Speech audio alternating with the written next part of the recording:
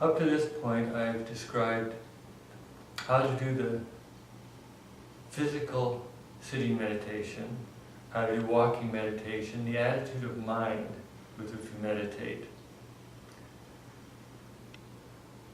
I would like to suggest that before watching any more of these videos, people who are just beginning to meditate, take some time and do some sitting as a regular practice for a little while, at least a week or two anyway.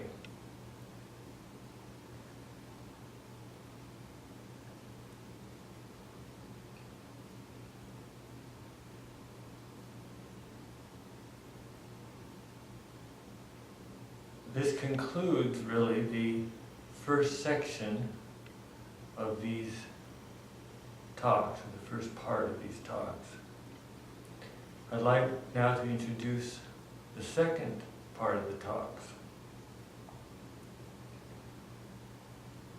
When the Buddha was teaching, he had a principle that I think he probably very often enunciated to his disciples, to those who came to hear him talk.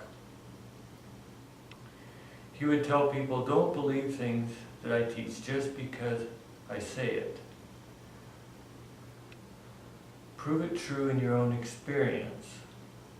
If you follow the practices that I describe to you, you will find that what I'm teaching you is true. And you need to prove it true in your own experience.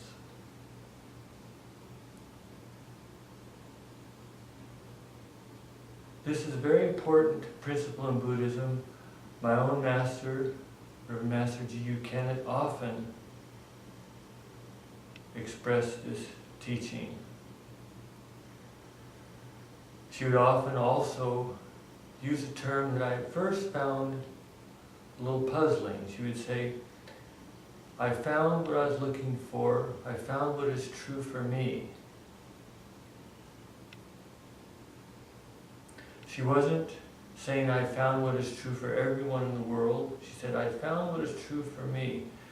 And I always had a sense when she said this that there was this great contentment in this expression. I found what is true for me and I'm content.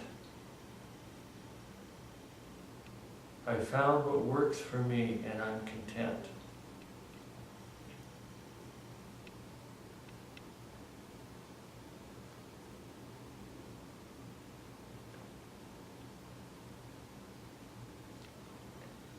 While it is important to prove things to be true, the teachings to be true in our own experience, it's also equally important not to be negative, not to be skeptical, not to bring a doubting mind to the teachings.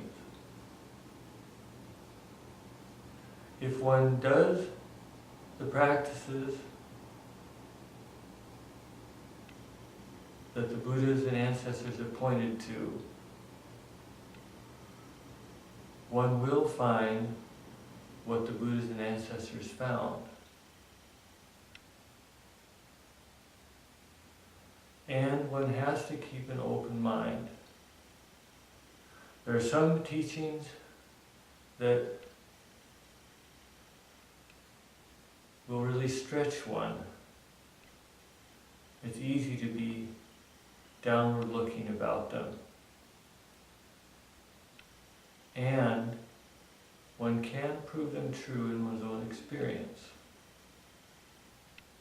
There's no requirement in Buddhism that one believes things before one has experienced them. Just one needs to keep an open mind and an open heart.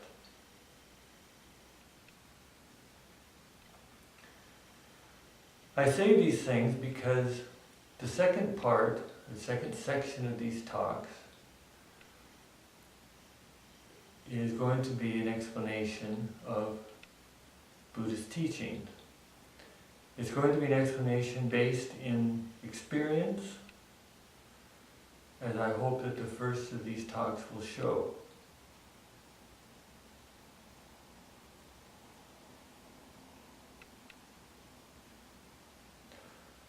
So I encourage those who are watching this video to have an open mind, and when you encounter things that I talk about, points of teaching that I talk about, that perhaps require a bit of a stretch of the mind,